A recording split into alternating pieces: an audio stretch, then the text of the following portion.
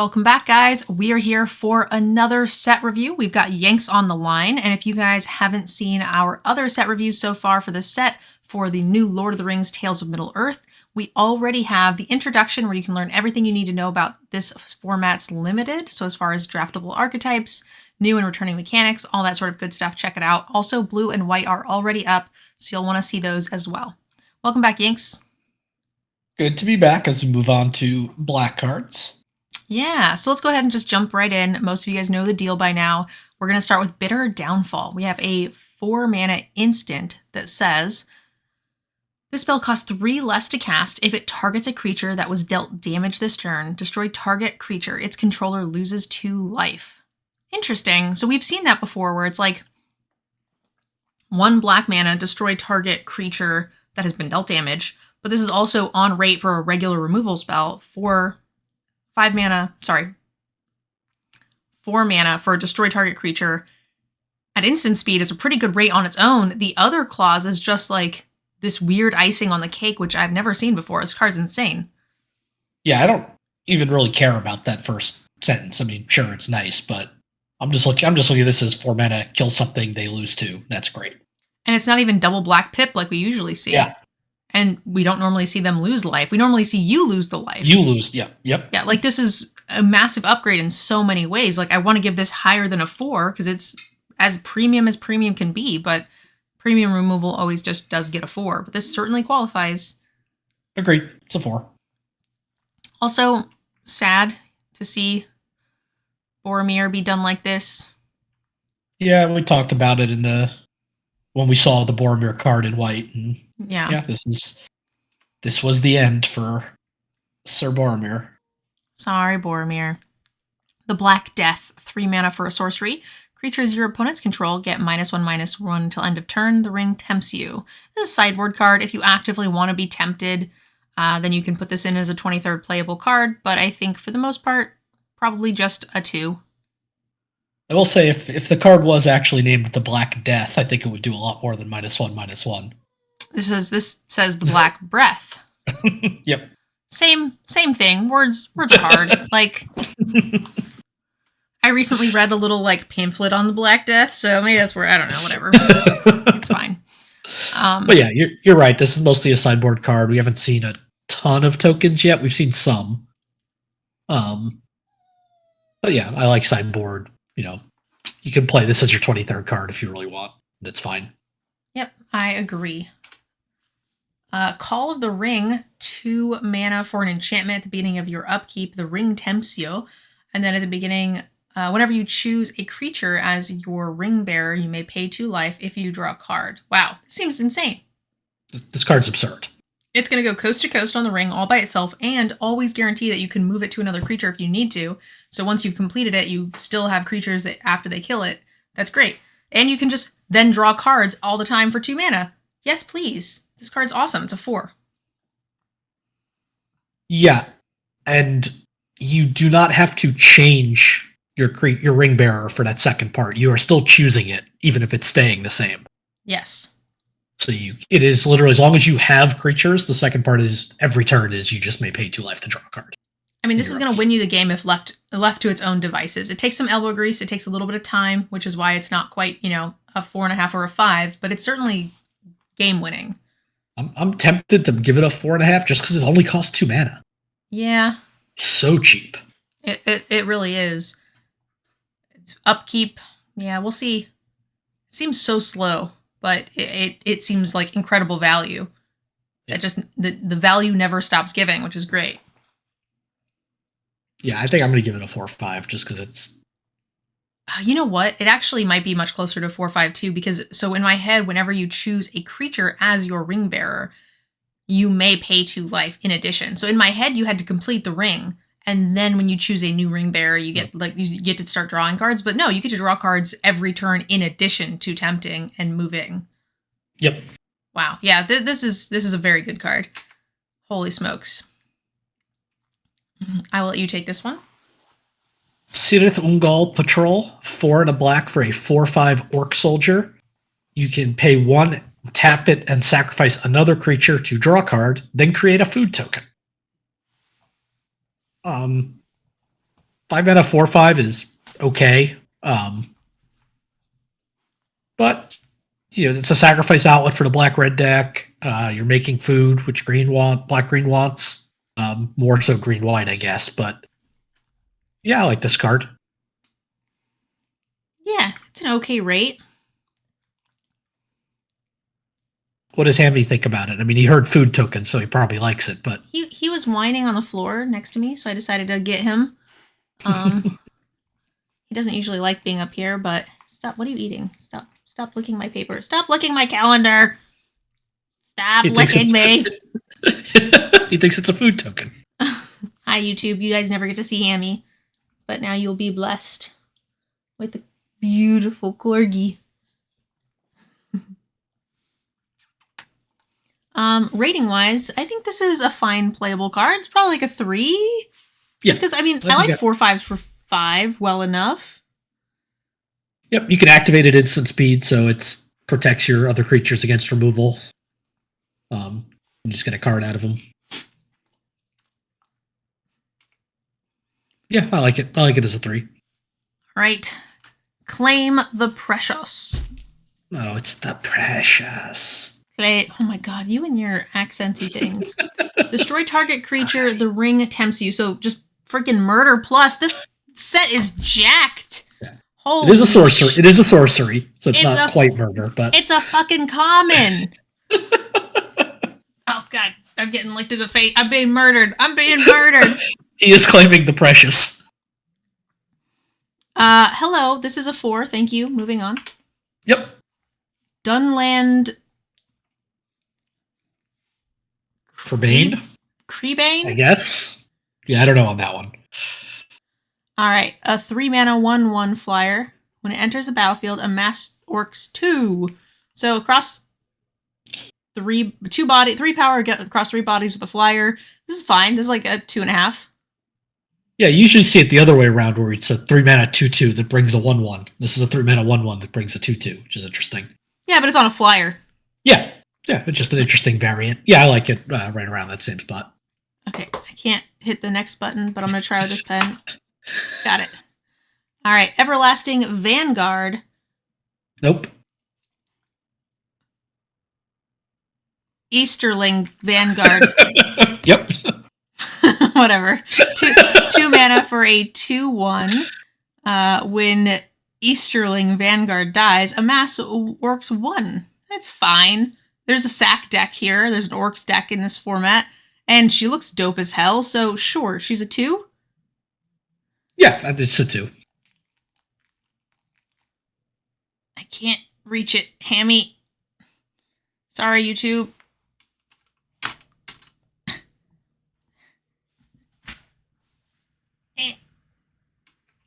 Got it. Okay. Golem's Bite. Golem. 1 mana for target creature gets -2/-2 until end of turn. You can pay 4, exile it from your graveyard. The ring tempts you, activate as a sorcery. This seems great. We like these 1 mana 1/1s, and the format doesn't seem too tall. It's just disfigure with a bonus. I mean, everything is just something with a plus here. The set's just like lit. It's just so good. We have a card we want to put in the set. Let's just add the ring tempts you. Yeah, or some like scries or mass. Yeah, whatever. Yeah. Rating wise, I think this is fine. What do you like? Yeah, I think the set has seemed relatively small so far in terms of. I mean, granted, we haven't gotten to green yet. Of course, there's always the caveat here, but does seem to kill a lot. So I kind of like this as like a 3. I also like it at a 3. Okay, I'm gonna see if I can get your butt just a little better situated. Okay, what if you put your butt right here? Oh yeah, perfect. Oh yeah, just lay your head right there. Perfect. Good job, buddy. Okay. Yeah, perfect. Teamwork. Golem Patient Plotter. 2 mana for a 3/1 halfling horror. When it leaves the battlefield, the ring tempts you. Sacrifice a creature, a golem. Sacrifice a creature, return golem from the graveyard. Activated sorcery. So you can just keep tempting. That seems cool. Yeah. It's like a solid raid on its own. Yeah, it's just a kind of an aggressive creature that's fine. I don't know, unless you really want to be tempting, you're probably not going to be wanting to sacrifice something at sorcery speed to get back a 3/1, but it could be like a little 1/1 or something, or an amass token that you're generating every turn. Yeah, it could be a 1/1, could be something that's pacified. Like, there's definitely some instances where that's nice. Rating wise, I think it's fine. I'm probably at like a 2.5, maybe. Yeah, I think I'm just at a 2. But right deck, it's better. Like I said, I'm high on the ring tempts you, so it's just trading and then being tempted. I'm in for. Gorebag of Morgul. 2 mana for a 2/2 legendary orc soldier. Whenever a goblin or an orc you control deals combat damage to a player, you may sacrifice it. When you do, choose one. Draw a card, create a treasure. That seems good. Yeah, it's just pure upside. You don't have to sacrifice itself. That's insane. Yeah. I mean, 2 mana, 2/2. When it dies, draw a card. You would take that. Now, granted, you're not trading it off because you have to sacrifice it. But, yeah, I mean, this is just pure upside. Well, 2 mana, 2/2. When it dies, make a treasure. That's not what it does. You have to hit a player, and then you sacrifice it.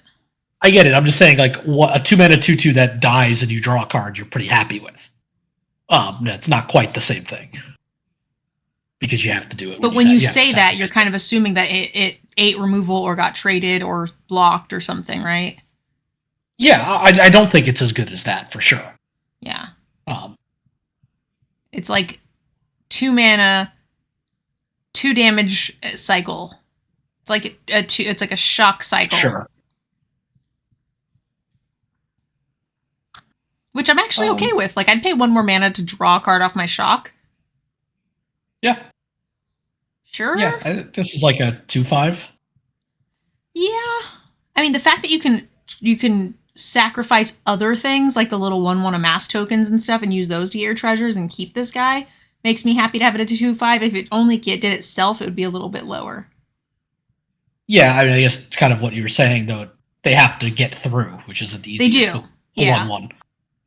But I think that, that'll be okay. There's going to be aggro decks that'll be able to do that. Yeah. All right. Gothmog Morgul Lieutenant.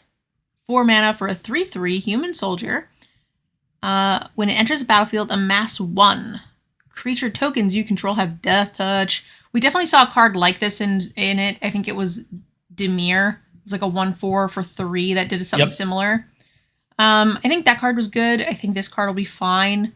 I think the 4-drop is getting a little chunky. I see a lot of 4-drops that are all like pretty fine value, so that'll be one of the bigger places where you gotta pick your spots, but I'm fine with this card. Yeah, 4 mana, 3/3 that comes in with a 1/1 death touch. I like that. Rating wise, probably like a 2/5. Yeah, I think it's like a 2/5. It'll play up if you've got a lot of like tokens. Yeah, for sure. Gorond the Battle Breaker. 4 mana for a 5/5 trample. Crew 3. As long as it's your turn and you control an army, this is an artifact creature, so it just gets free crew. That seems pretty sweet, and that doesn't seem hard to do. Yeah, it's in black. It seems pretty simple. We see a whole lot of amass orcs. Yes.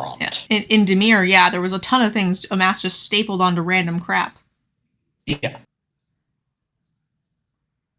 Rating-wise, I think it's still only fine. In Dimir, I think it's got a nice boost. In the average deck, I'm like a 2, but in Dimir, I'm probably looking at this closer to like a 3. Yeah, I think that sounds about right. Even without armies, right? Crew 3 for a 5/5 trample, I'm okay with that. Yeah. Not thrilled, but it's you're going to have some number of amass in black, so. You want down now? And for those lore part of this, Grommed was the battering ram used at the kind of Battle of Pelennor fields when they're trying to take Minas Tirith. referred to as both Grond or the Wolf's Head. So what do you like it rating wise? I'm 2/3 depending. What are you thinking? I think I just have it as kind of a 2.5, maybe a 2.5/3. Never amazing, but I think it's a little better than a 2 on its base. All right. I tend to just be kind of low on vehicles in most sets, so unless they're well supported. Hey, focus, camera. My camera's like, Hammy's gone. No point in focusing. Cuteness has left the building. Whatever. Grima Wormtongue. 3 mana for a 1/4 human advisor. Your opponents can't gain life. Sacrifice another creature. Target player loses 1 life. If the sacrificed creature was a legendary, amass 2. That seems sweet. Yeah, I mean, Grima Wormtongue, pretty major character in the stories. He was the kind of advisor, as legendary human advisor, that sort of corrupted Theoden. And I like it. It's a pretty good card. I remember that creepy little bastard from the movie. Yeah. Yep. Rating wise, I think it's fine. I think you have to have like the sacrifices deck, which is certainly a thing, but you kind of need to be in that deck for you to be at all excited about this card. Agreed. Haven't really seen any like life gain deck that would really make me care about that first part. So yeah, I think you want to be in the Rakdos sacrifice deck here. Agreed. So rating wise, I'm probably like in the 2 plays up kind of range if you're in Rakdos. Agreed. Haunt of the Dead Marshes. 1 mana for a 1/1. Enters the battlefield, scry 1. Pay 3, return this from your graveyard to the battlefield tapped. Activate only if you control a legendary creature. That seems relevant and not terribly difficult to do, so I'm pretty happy to have this card in my legendary decks. It's in the right color archetype, and there's a lot of them in general, so this card seems playable. It's like a 2. Yeah, we see these sort of cards that can come back often enough. And they're always pretty decent. They're great for sacrificing. Yeah, this requires a clause, which a lot of them don't, but you also get the scry, so I like it. Yeah, 2 sounds good. All right. Isildur, is that closer to your liking? Yep, I like it. Fateful Strike. 4 mana for a legendary instant. You may cast legendary instant only if you control a legendary creature or planeswalker. Destroy target creature. If its controller has more than 4 cards in hand, they exile cards from their hand equal to the difference. Interesting. I mean, it's just premium removal. You have to have a legendary creature, which is oftentimes tough, but I think in this set it won't be too bad. Yeah, that shouldn't be hard to meet that criteria in the set. This is the anyone that watched the blue video. This is the moment I was talking about with Scroll of Isildur when he cuts the ring off Sauron's hand. I'm assuming the down to 4 cards is because he only has 4 fingers once you cut off the finger with the ring on it. Yeah, but I don't know for sure. Yeah, I think didn't that happen in the beginning of the movie, the first one, in the like, in the prologue. Not in the prologue. Yeah. Okay. Yeah, I think this card's fine. It's certainly situational. You have to have legendary creatures. How many do you have to have? Probably 5. No, with the ring. I probably need like 5 total triggers, including ring temps, which is like not that hard. Great. Agreed.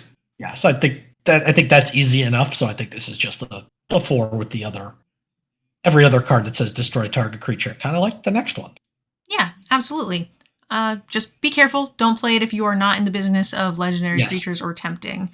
Hey, quick shout out for Corey, guys. Can we get a streamer shout out, please? Go show some love.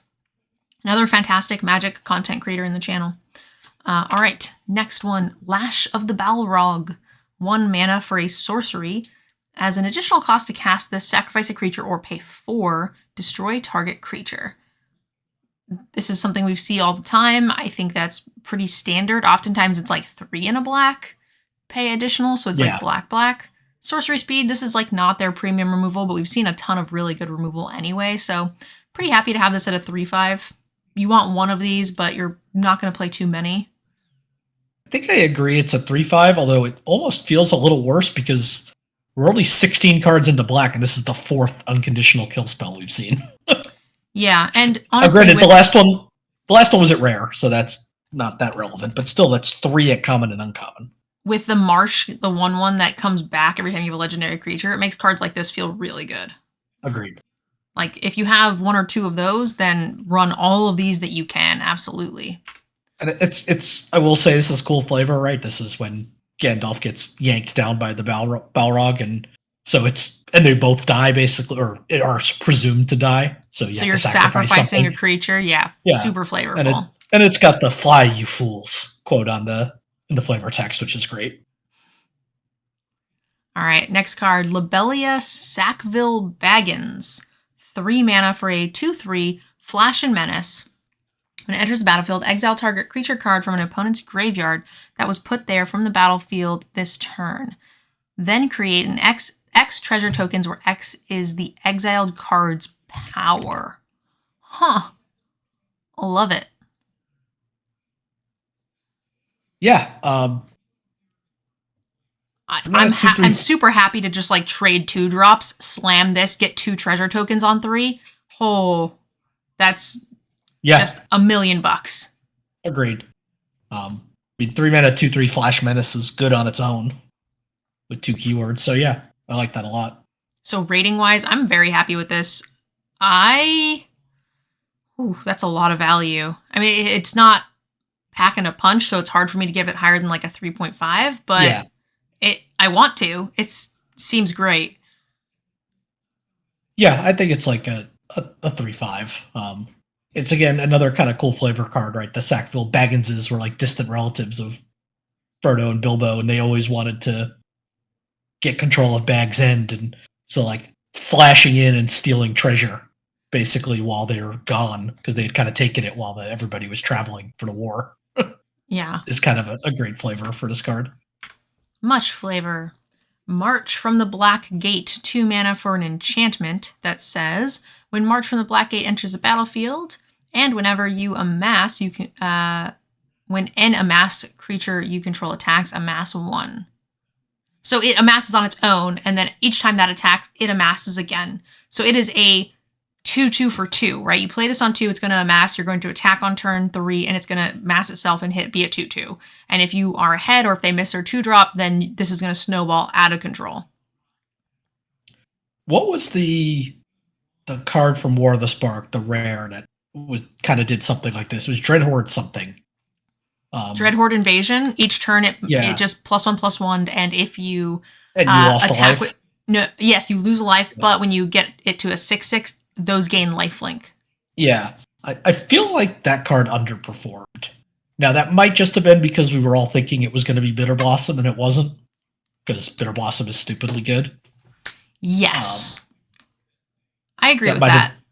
That might have just been bad expectations more so than the card not being good. But there was also times where you wanted to just kind of sit back and you couldn't, and Amass the Dreadhorde would kill you. This won't. Agreed. Yeah, that's a big difference here. Yeah, you don't get the counter guaranteed every turn, but I think that's totally okay. I think, and at uncommon, this feels absolutely amazing. Yes. Yeah. No, the card's very good. Yeah. I'm very happy. Because like you said, there's no downside. I think this is a 3. Agreed. A lot of 2s and 3s. Not a lot of this is compared to the last 2 sets where we've had just bombs galore. Not a lot of unplayables and not a lot of bombs, honestly. This feels very leveled out. Mirkwood Bats, 4 mana for a 2/3 flyer. Whenever you create or sacrifice a token, each opponent loses 1 life. So, Baggins makes you a bunch of treasures. You trade, lose a bunch of life. Love it. Yeah, this card's kind of stupid. Create or sacrifice. So oh my god. Wow. between treasures and food and amass tokens. Each treasure you make does 2 points of damage. Each food. Oh my! All the 1/1 soldiers. Yep, all the amass. You just keep suiciding your 1/1. What? This bat is insane. Yeah, I don't know how this is a common. Oh my gosh. And if you have multiple, every time you make a food, you just gain 3 and hit them for 4? Ugh, gross. I'm sad about this card. This is 4 mana at common that if you play this, I feel I must kill it instantly. Or I don't know about instantly. I mean, if you're empty-handed and nothing, but if you play it in a reasonable game, and I'm terrified of this card coming down. It's got a lot of long-term value. And it's also evasive on its own, so it's just going to be hitting you for an additional 2 on top. So you're on a pretty short clock here if they have any synergy at all. I mean, it's low power on its own, so if they have no synergy, it's not an exciting card. But on average, it's probably going to play pretty well. I would say in the average deck, it's going to be a 3. In some decks, it's just going to be a 4 and kill you. Yeah, I think I'm a little higher. I think I'm at 3/5, but it just feels like every black deck is going to have some combination of treasure or amass or food even. So it just feels like it's going to be too easy to do this. Yeah, it depends on the color pairings. I feel like sure. So black-red wants to amass. So does black-blue. Black-blue wants to amass, but blue also has all the draw 2 spells. So it depends on which half of the deck you have, right? There's only a third of the blue cards want to be amassing. Because there's spells matter, scries matter. I didn't feel like there was a ton of amass in blue. Black-white has some soldier generation and some spirits. Yep. Red has some amass. I think the red is honestly the deeper amass color. And I think and red likely has treasure. It usually does. Yeah. So I feel like this is very much the Rakdos deck, and I think it'll play very well in Orzhov. Blue and green will be very situational, just because those colors have access to some, but you have to have the right pieces. So yeah, I agree with that. Not a shoe-in, but definitely a lot out there that can make this very scary. So rating-wise, I'm going to be a little bit lower. I'm going to say it is a 2/5. Yeah, I think I have it at a 3 that might even be close to a 3/5. Wow, yeah. I think that's one of our biggest gaps. I'm not giving it enough credit unless the cards are there for it. Mordor Muster. 2 mana for a sorcery. You draw a card and you lose a life. Amass 1. So, another one of those cards that just kind of cycles itself and makes a dweeby body. Yeah, this feels like we've seen this card already that was just better. I'm sure we haven't, but... I mean, yeah, there was a ton of 2 mana draw 1, do a thing in blue. There was 4 of them. Yeah. So it just seemed like they were instant speed. Whatever they did was you weren't losing life. I don't know. This just feels like a much worse version of some of the other stuff we've seen. I agree. I think I'm not interested in this unless I have to find amass triggers, and then even then, I'd rather just have something that tempts the ring. So I'm gonna say this is a 1 for me. I'm not very interested in this. Yeah, I'll probably at a 1/5. Because I could see playing this in decks, but I think the sacrifice deck will want this, but not a lot else. It also says Orxes, which is Orxes. Great. I do like this quote. I remember it. Essence of Orxes. Mordor Trebuchet. We got 3 mana for a 1/4 wall defender. Whenever you attack with 1 or more goblins and or orcs, create a 2/1 colorless construct artifact creature token with flying named Basilic Boulder that's tapped and attacking. Sacrifice it at the end of turn. That's just great Ballistic concept Boulder. to this card. It's just literally the thing the Trebuchet is flinging. Yeah, and whenever an orc charges in, they fling a Trebuchet, which is very flavorful. They fling one of the boulders. Yeah, that's neat doing. Which is interesting to me. Like, these kinds of things feel like set design was actually made kind of backwards. So most of the time in the sets, it feels like cards were designed and then story was built in to fit the cards, if that makes sense. Sure. And then maybe some minor tweaks were like, oh, that'd be really cool if this did this because it reminds me, of this. Whereas this kind of feels like the story was made and they were like, we want you to build a trebuchet. Make a card that does a thing that is a trebuchet, and then the designers designed backwards from the art or from the like flavor of the card, which is really interesting because we're getting a lot more flavor now than we typically do. Plus, this really works well with the bats. Oh my god, because it makes a token? And sacrifices it. Oh my god. So each time you do this, you just drain 2 life. Yeah. In addition to the bat attacking, in addition to the fucking boulder, 6 life. If they block the boulder and kill it, you don't get the ones that sacrifice the token, not token leaves play or dies, but yeah. I guess you need a third, because you need a goblin or an orc, too. Holy crap, yeah, that's true. Someone's gonna find themselves in a rock-a-lanche. The boulder. Sorry. Morgul Knife Wound, 2 mana for an enchant aura. Enchant creature gets -3/-0 and has the beginning of your upkeep. Exile this creature unless you pay 2 life. That's fine. Usually -3/-0 is going to be good enough in most situations. If it's like a really dangerous card, they might keep it around and it prevents them from doing so. So I'm fine with this card. It's not great. Yeah, I mean, this is another top-down design card, right? Frodo gets stabbed with a Morgul blade, and it's sort of poisoning him, and they have to, save him. That kind of, you have to, it's like draining his life force. You have to pay 2 life to keep it alive. Yeah. Rating-wise, I think it's probably like a 2/5. Yeah, I think it's like a 2/5, although, again, it kind of loses points because there's so much better removal. There's a lot of removal, yeah. All right, Nasty End, 2 mana. As an additional cost to cast a spell, sacrifice a creature. Draw 2 cards. If the sacrificed creature was a legendary, draw 3 instead.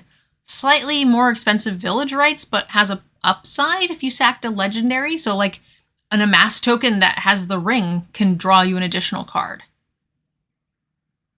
Yeah, especially because you want to be attacking with your ring bearer. So like even if maybe you have to suicide it, you get some triggers. You get like the loot trigger, and then you can use Nasty End to get some cards off of it.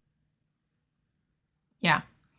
Rating-wise, I think it's fine as a 23rd playable card, but like I'm pretty happy to have it, but it is something that gets cut very often for me, depending. I mean, there's a sacrifice deck certainly that will want to play it, but usually to me, these are the kinds of cards where it's like, yes, love to play it if I can fit it, but anytime I'm looking for cuts, these are always like the easy scapegoats. So I think it's like a 2/5, but I'm probably going to cut it sometimes.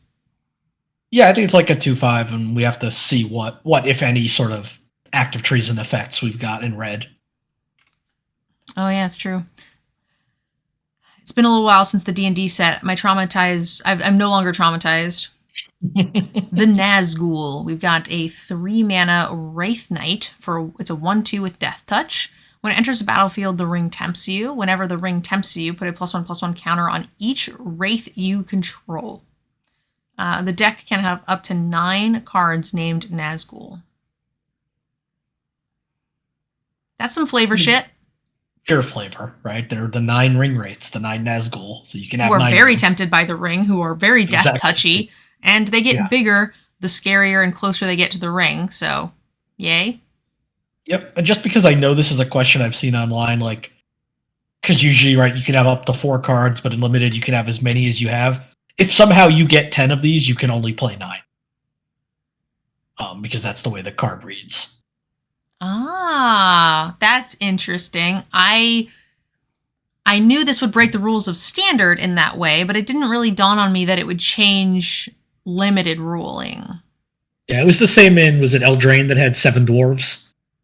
You couldn't have more than 7? You could not have more than 7, because it said you may have up to 7, and that overrides the limited ruling.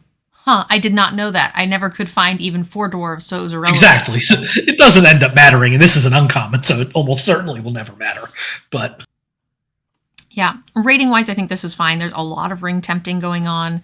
It's a little expensive for a 1/2 Death Toucher, but it also includes a tempt itself. so it's a 2/3. So it's a 2/3 for 3. So you're getting a great value, and if it gets bigger, great. I think this is. I'm pretty happy with this card. I think this is like a 3/5 for me. 3. It's probably a 3, but it feels so good. Fuck you, power creep. I'm having confusion. I think this is like it's like a 3 if you have one of them, maybe even 2 of them, and then it's like 3/5 if you get a third one. Just because they get much better in multiples. They get better in multiples, but this itself gets better with just individual rings, right? Like, yes. So yeah, I'm pretty happy to just have 4 or 5 other ring triggers on this and then do a thing. I'm really happy with this card. I might be too high on it, but it feels strong. At least in black, only one other Wraith, which is a mythic, for that third sentence. But and just to complete the flavor, as Library's pointing out in chat, there are 9 different arts for this card. Oh my gosh. I don't know. It probably is a 3, but I just can't shake how strong this card is. So I'm gonna go up a 3/5. Oath of the Grey Host. 4 mana. You and target opponent each create a food token, and you take a damage. Each opponent loses 3 life. Create a treasure token. They lose a damage. Create 3 1/1 white spirit tokens. They lose 3 life. Fuck. So you just play bat, and then you play this, and then you just like giggle. They take 7. And then 14 when you like jump them all off. Yeah. Oh my god. Okay, well, whatever. This card has a lot of value. It's slow, but it's fine. The last one is pretty cool. Last one's good, but you're getting basically 3 1/1s effectively on turn 7 because they're coming tapped. But they're flyers, and 3 1/1 flyers can just win a game. It's so slow. I think this is like... It is slow. I think this is like a 2 unless you really want to be doing stuff with tokens. I'm going to give it a 2/5 just because it is a lot of resources, but yeah. I'm going to give it a 2/5, but a little begrudgingly. 1 ring to rule them all. 4 mana. The ring tempts you on the first chapter, and each player mills cards equal to your ring bearer's power. Destroy all non-legendary creatures, so your ring bearer lives. That's cool. Yep. Each opponent loses 1 life for each creature card in that player's graveyard. Each opponent, not you. That's nice. Yeah. Okay. It's a board wrath. There was a card like this. I don't remember when it was, but it was like it came into play and it turned your shit into like a vampire or something, or demon, and then it blew the board up. I think it was, if I'm thinking the same card, I think it was Phyrexian Scriptures. From original Dominaria. Sounds right. Put a +1/+1 counter up to 1 target creature. It becomes an artifact. In addition to other types, it's Chapter 2, destroy all non-artifacts. Yep. Very similar vibe. This one is a little different. You don't get a +1/+1 counter, but you get a ring. And then, it also makes only opponents lose life, which is a nice little bonus. So rating-wise... And you milled them on 1 and blew up their other creatures on 2. So... I think this card feels fine. It feels very good. I think this is like a 4? Yeah, I tend to like, 4 mana board wraths at 4, and this just has some upside with it, even if it's a turn 5 wrath, technically. Orcish Bowmasters, 2 mana for an orc archer. Flash 1/1. When it enters the battlefield, and whenever an opponent draws a card except for the first card they draw in each of their draw steps, Orcish Bowmaster deals 1 damage to any target, then amass 1. So you flash it in, and you get to do a point of damage. If they're drawing 2 or 3 cards, you get to do a little bit more. And it comes in as like a 2/2 across 2 bodies. Oh, and it continues to amass every time they do the thing. That's dope. Yep. Yeah. Huh. That's a neat set design. Yeah, I feel like you're going to get most of your value. You're going to get most of your value here when you flash it in, because they'll probably try to avoid it going forward after that. But if they're in the blue-white deck that cares about drawing twice, this card's a problem for them. I mean, honestly, card draw has just gotten so good in Limited. Any deck, even not that deck, will have some fringe like things that will draw them cards. So I think it's good no matter what. It's obviously going to hit a lot harder in the best matchup, but rating wise, I think this is like a 3. Yeah, I think I have it as a 3. Orcish Medicine, 2 mana for an instant. Target creature gains your choice of lifelink or indestructible till end of turn. Amass 1. This is weird. Normally it's like indestructible and death touch or something. I feel like one or the other is not that great. Or it's like +2/+0 and lifelink or something. Yeah. Like, it's a weird pairing for what this card slot usually looks like. It usually looks like this card trades for something, whereas this one is a lot more situational in that it won't. But it also gives you a little orc, so. Yeah, it's a fine. Any combat trick that can blank removal is fine, as long as it's not too expensive, so I'm okay with it. Yeah, I'm certainly okay with it, but it does feel like it is much different from what we're used to seeing in this slot. Agreed. So rating-wise, I think I'm like at a 2 is usually where I put these cards. Yep, They're I agree. A fine 23rd playable card. Cut it if you need the space. Sam's Desperate Rescue. We have 1 black for a sorcery. Return target creature card from your graveyard to your hand, and the ring tempts you. It's a cheap rate, but it's not card advantage. But the fact that you get the ring, I'm okay with it. Yeah, just raise dead with upside. Yeah. And great flavor. When Sam is running to Frodo's rescue and they think he's a giant and it's this little hobbit. Yeah. I'm okay with this card. I think rating wise, this is probably like a 2.5. I boost it for the ring. I'm a sucker for the ring. I think it's a 2, but it could play. It's like most recursion effects. The better your threats, the better this card gets. But it has a ring with it. Yes, it has a ring with it, and the rings are cool. The thing I have about the ring is that every card seems to have the ring tempts you, so it's not that valuable anymore if they can all do it. Sauron the Necromancer, 5 mana for a 4/4 legendary avatar horror with menace. When it attacks, exile target creature card from your graveyard. Create a tapped and attacking token that's a copy of that card, except the token is a 3/3 black wraith with menace. At the beginning of the next end step, exile the token unless Sauron is your ring bearer. Oh, it makes wraiths. So every time we tempt the ring, we get +1/+1 to all wraiths. That's interesting. So it makes wraiths. I'm thinking flavor wise, it makes wraiths, but they all die if Sauron's not the ring bearer. That's clever. It's not exactly true to story. Well, set design is hard. Okay, so no, I like it. I think it's a clever way of trying to show that the wraiths are tied to the ring. Yes, I like that. Rating wise, I think it's fine. I think it's very good. 4/4 for 5 with menace is fine, and then it's going to just make an extra little wraithy with menace. So it's very likely that token will get in, even if it doesn't. Even if it's not going to live, you are going to get to swing for 7 menace. Yeah, and that 3/3 is a copy of whatever you exile, so you can get some ETB effects off of it.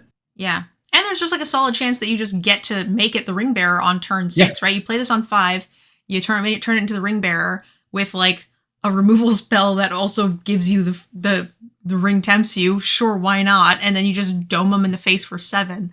That seems busted. This card is great, no matter, even without the ring synergy. I Agreed. think we're happy to play this. It's a 4 or a 4/5 if you can reliably get the ring on it.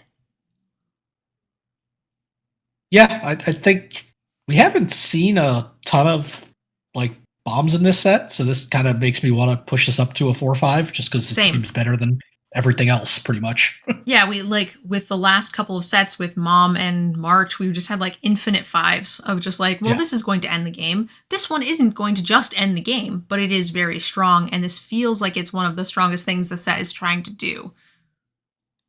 And realistically, I mean, the way they've been pretty true to form on flavor, there isn't anything more powerful in this world at the time than Sauron. So it's so weird to me that all of the commons and uncommons are so jacked, but all of the rares are actually like pretty leveled out. Yeah. And actually that's what I like. I like every card is playable. I don't want giant haymaker dragons that just end games. Or planeswalkers, which yay, we're not really seeing a bunch. Sure. Okay, moving on. Shadow of the Enemy. 6 mana for a sorcery. Exile all creature cards from target player's graveyard. You may cast spells among those cards as long as they remain exiled. And mana can be spent as though they were any color. Oh, that's a lot of card advantage. Yeah. I mean, by the time you're casting this, you're getting in at least like 4 creatures out of your opponent's graveyard, probably. It's slow, it takes your whole turn, but like...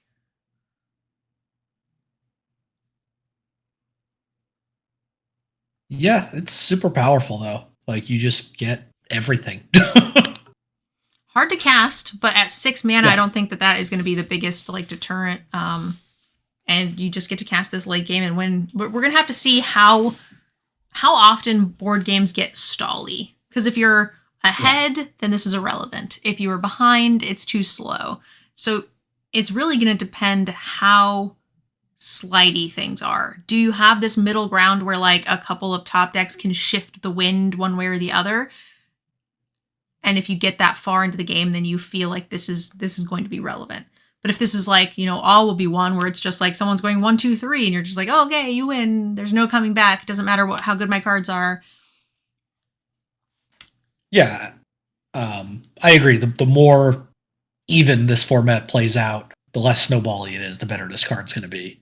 And it feels pretty even, honestly, to me. It does. So to me, I'm loving this card. This feels like a 4.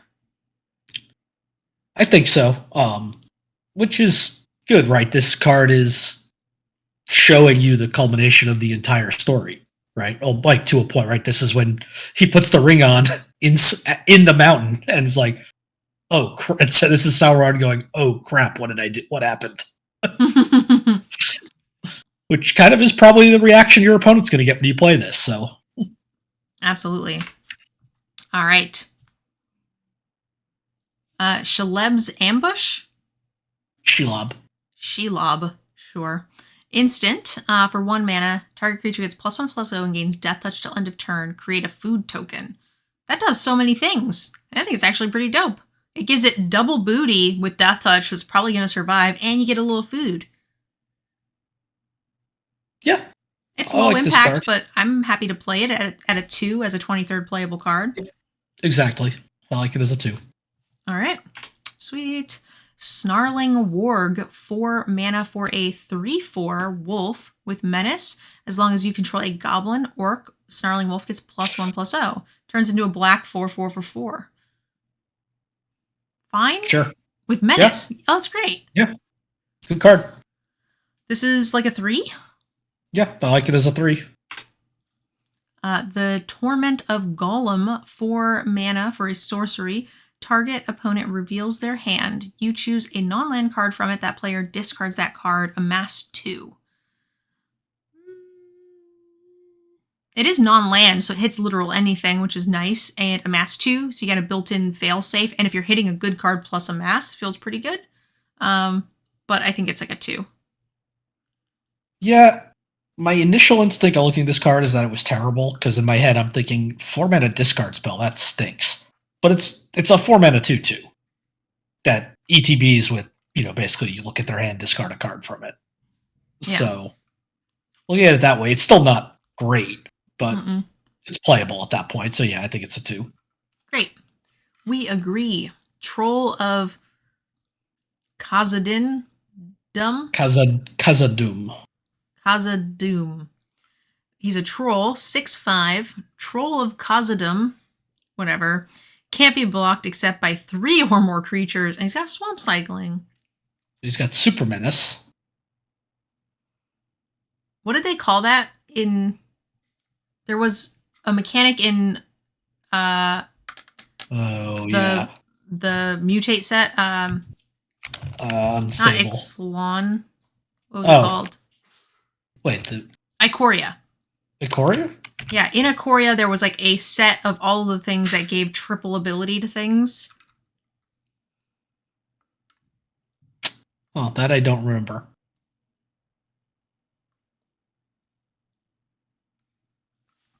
And I thought I had a keyword. Anyway, tell us about the set while I look this up. Tell us about the rating on this card. I mean, there's another one of this cycle for land cyclers for 1, which is great. 6 menace, 6/5 with super uber menace, whatever you want to call it, is pretty great. We haven't seen a lot of big things in this set. I've only seen a little bit of Death Touch, so I like this card. I think this is like a 3.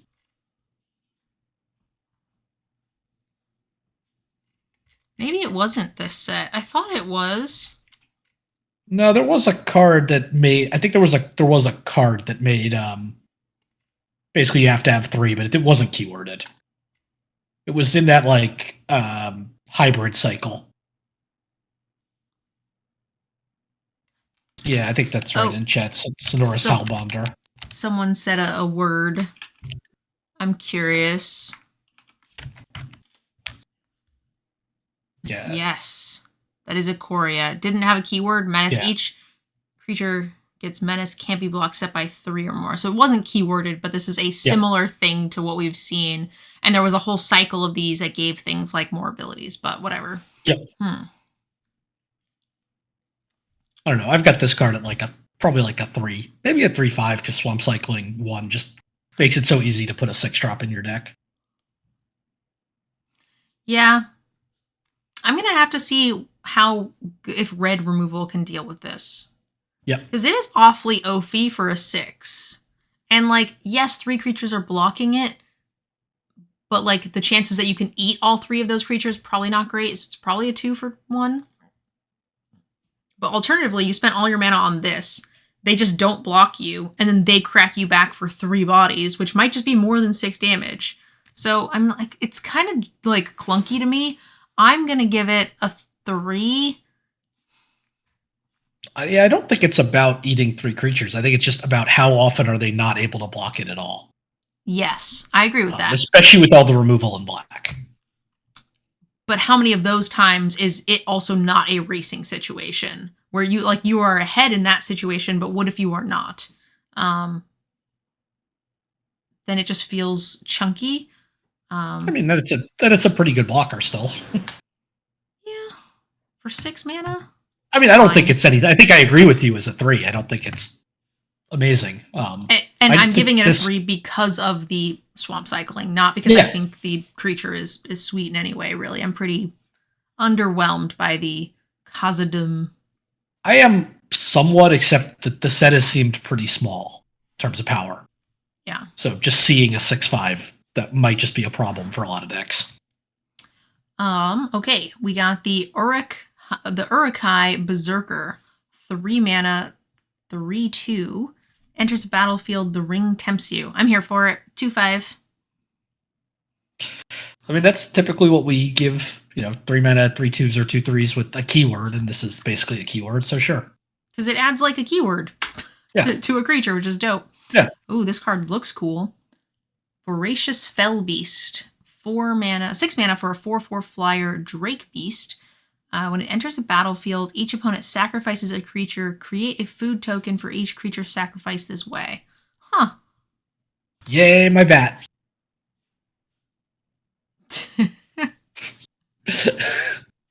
And it's a 4/4 flyer that also makes them sacrifice a creature. That seems dope. This is a great top end. Yeah, 6 mana, 4/4 flyer. They lose something, you get a food. I'm all in for that. Absolutely. This is like not quite a 4, but No, maybe it is pretty close.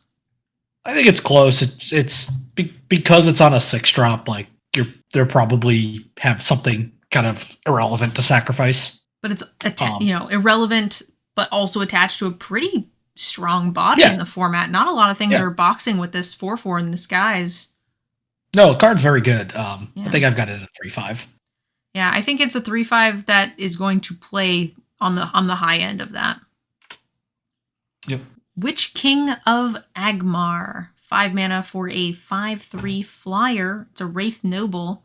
Whenever one or more creatures deal combat damage to you, each opponent sacrifices a creature that dealt damage to you this turn. The ring tempts you. Discard a card. It gains indestructible till end of turn. Tap it. What? The Christmas? It's got regenerate on it? Not quite, but you know what I mean. Yeah, I mean that's flavorful to some extent, right? The Witch King of Agmar, no man can destroy me.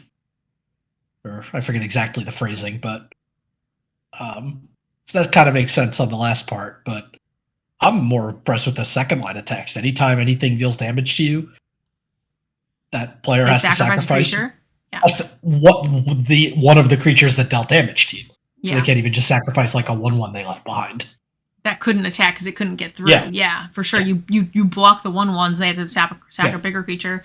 In addition to it's a 5-powered creature in the air for 5. It's just gonna like womp people in the face as it is all by itself.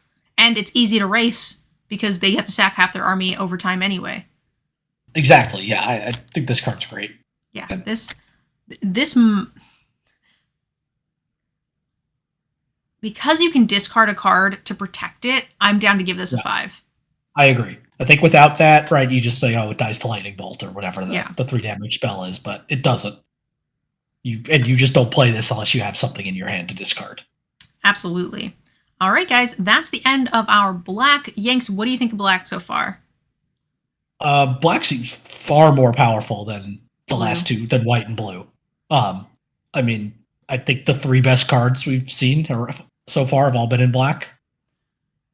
I think that's true. I think black had the higher ceiling. I think white had the better average floor, and blue had the lowest floor. Yeah, I think between the couple bombs in black, between Call of the Ring, Sauron, Witch King of Agmar, the one ring to rule them all, and then just the quantity of good removal at common and uncommon. Yeah, for me, it kind of felt like really strong in the beginning. It was like, oh my god, there's so much when we were at like C, and then it just kind of dried out. It did level off for sure, but I don't know. I think black seems primed to be one of the best colors here. I agree. I think that the average black deck will be on par or slightly worse than the average white. But I think the best white does not compare to the best black. Because like the cards that you listed were rares, right? Like the One Ring and this and the premium removal, sure, which is bombs, like very hard to get because people take it very often. Those are not the things that last very long. So what you end up with is these white creatures that go around for an extra 2 or 3 picks, and your entire deck is just solid, but you got nothing strong because you're in white. But in black, if you can get there, it's going to be absolutely off the charts. Yeah. I think the other thing that we'll have to wait and see is just how good is Amass. Because if Amass is good, then black is going to be absurd. Because that's everywhere. I can agree with that. All right, guys, that's the end of our black set review. Don't forget to check out our other ones, especially that introduction to the Tales of Middle-earth, because that's going to tell you everything you need to know to get into the set from a limited perspective, new and returning mechanics. Also, we talk about all the different draftable archetypes and the things you guys should be looking out for. We go over all of the signpost uncommons for each of those archetypes. So please go give it a view. I'd really appreciate it. Don't forget to leave me a comment on this video. Let me know what you think of Black and what you think of the set overall. Thank you guys for watching, and we'll see you guys in the next one when Yanks and I go over Red. Bye, guys. I'd like to end this video with a special thank you to those of you guys who have signed up for my Patreon. Without my wonderful patrons, none of this content would be possible. If you'd like to support this content and get your name up on the Wall of Fame, you can sign up for our Patreon by using the link down below in the description. Another way you can support the channel is by using code MNG5 with Cool Stuff Inc., where you can find cool stuff in stock. They have everything you need for Magic, board games, and any of your other nerdy hobbies.